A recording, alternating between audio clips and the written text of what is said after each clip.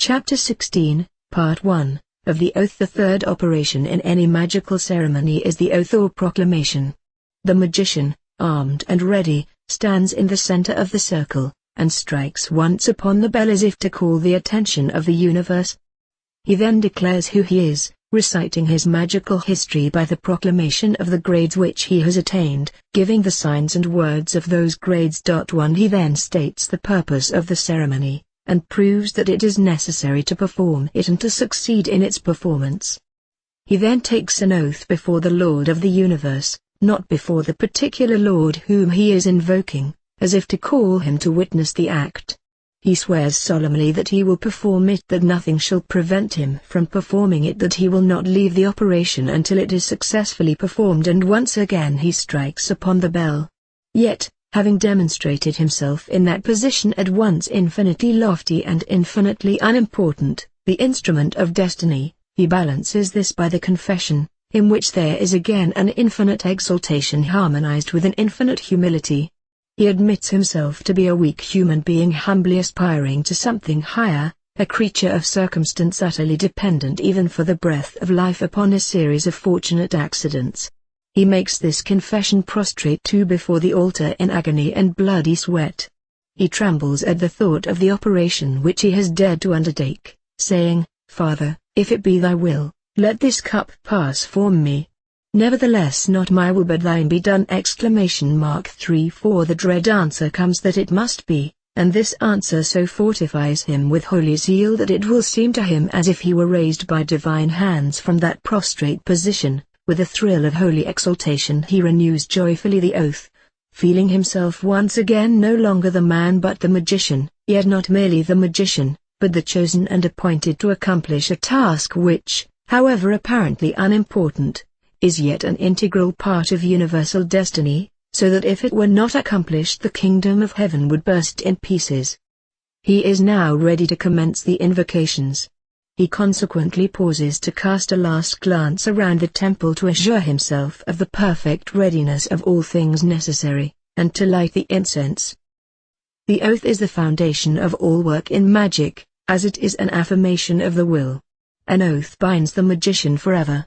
In Part 2 of Book 41 something has been said on this subject, but its importance deserves some further elaboration. Thus, should one, loving a woman, make a spell to compel her embraces, and tiring of her a little later, evoke zeal to kill her, he will find that the implications of his former oath conflict with those proper to invoke the unity of the Godhead of Saturn. Zeal will refuse to obey him in the case of the woman whom he has sworn that he loves. To this some may object that, since all acts are magical, every man who loves a woman implicitly takes an oath of love, and therefore would never be able to murder her later, as we find to be the not uncommon case. The explanation is as follows. It is perfectly true that when Bill Sikes desires to possess Nancy, 3 he does in fact evoke a spirit of the nature of Venus, constraining him by his oath of love, and by his magical power as a man, to bring him the girl. So also, when he wants to kill her, he evokes a martial or Saturnian spirit, with an oath of hate. But these are not pure planetary spirits, moving in well-defined spheres by rigidly righteous laws. They are gross concretions of confused impulses, incapable of understanding the nature of an oath. They are also such that the idea of murder is nowise offensive to the spirit of love. For it is indeed the criterion of spiritual caste that conflicting elements should not coexist in the same consciousness. The psalm-singing Puritan who persecutes publicans, and secretly soaks himself in fire-water, the bewhiskered philanthropist in broadcloth who swindles his customers and sweats his employees, these men must not be regarded as single-minded scoundrels, whose use of religion and respectability to cloak their villainies is a deliberate disguise dictated by their criminal cunning. Far from it, they are only too sincere in their virtues. Their terror of death and of supernatural vengeance is genuine. It proceeds from a section of themselves which is in irreconcilable conflict with their rascality. Neither side can conciliate, suppress, or ignore the other, yet each is so craven as to endure its enemy's presence. Such men are therefore without pure principles, they excuse themselves for every dirty trick that turns to their apparent advantage. The first step of the aspirant toward the gate of initiation tells him that purity, unity of purpose is essential above all else. Do what thou wilt strikes on him, a ray of fierce white flame consuming all that is not utterly God.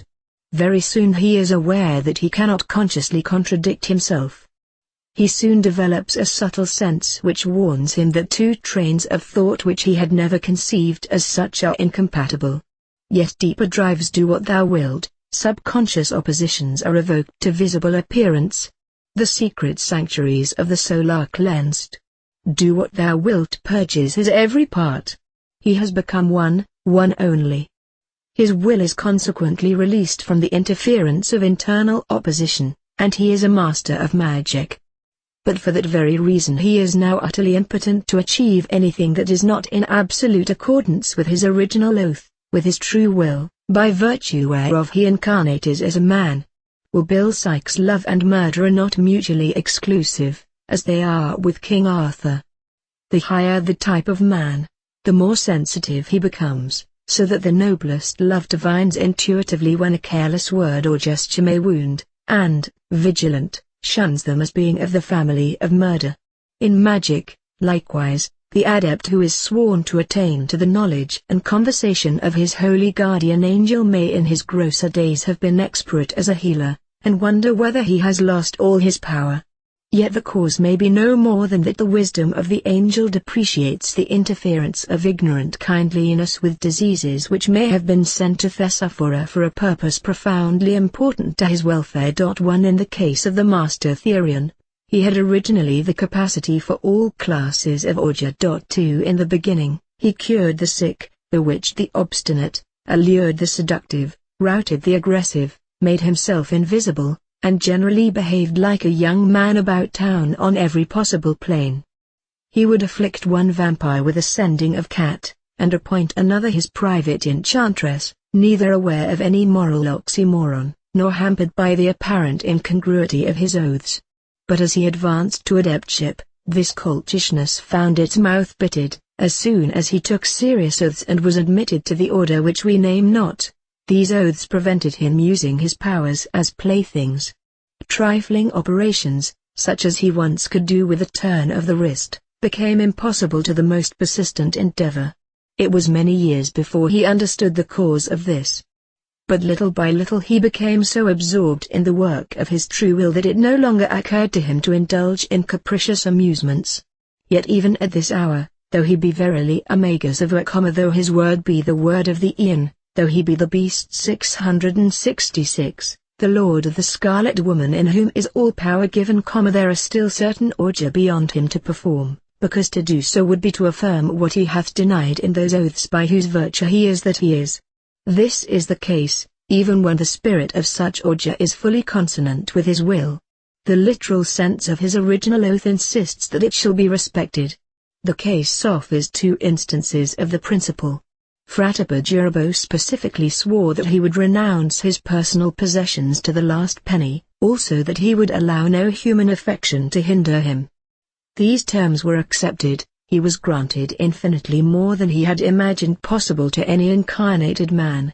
On the other hand, the price offered by him was exacted as strictly as if it had been stipulated by Shylock. Every treasure that he had on earth was taken away, and that, usually, in so brutal or cruel a manner as to make the loss itself the least part of the pang. Every human affection that he had in his heart and that heart aches for love as few hearts can ever conceive was torn out and trampled with such infernal ingenuity in intensifying torture that his endurance is beyond belief. Inexplicable are the atrocities which accompanied every step in his initiation. Death dragged away his children with slow savagery. The women he loved drank themselves into delirium and dementia before his eyes, or repaid his passionate devotion with toad-cold treachery at the moment when long years of loyalty had tempted him to trust them. His friend, that bore the bag, stole that which was put therein, and betrayed his master as thoroughly as he was able. At the first distant rumor that the Pharisees were out, his disciples all forsook him and fled. His mother nailed him with her own hands to the cross, and reviled him as 9 years he hung thereupon. Now, having endured to the end, being master of magic, he is mighty to work his true will, which will is, to establish on earth his word, the law of Thelema. He hath none other will than this, so all that he doth is unto this end. All his orgia bear fruit. What was the work of a month when he was a full major adept is today wrought in a few minutes by the words of will, uttered with the right vibrations into the prepared ear. But neither by the natural use of his abilities, though they have made him famous through the whole world, nor by the utmost might of his magic, is he able to acquire material wealth beyond the minimum necessary to keep him alive and at work. It is in vain that he protests that not he but the work is in need of money. He is barred by the strict letter of his oath to give all that he hath for his magical attainment. Yet more awful is the doom that he hath invoked upon himself in renouncing his right as a man to enjoy the love of those whom he loves with passion so selfless, so pure, and so intense in return for the power so to love mankind that he be chosen to utter the word of the Aeon for their sake, his reward universal abhorrence, bodily torment, mental despair, and moral paralysis. Yet he, who hath power over death, with breath to call back health, with a touch to bestow life, he must watch his own child waste away month by month, aware that his art may not unwise avail, who hath sold the signet ring of his personal profit to buy him a plain gold band for the felon finger of his bride, that worn widow, the world,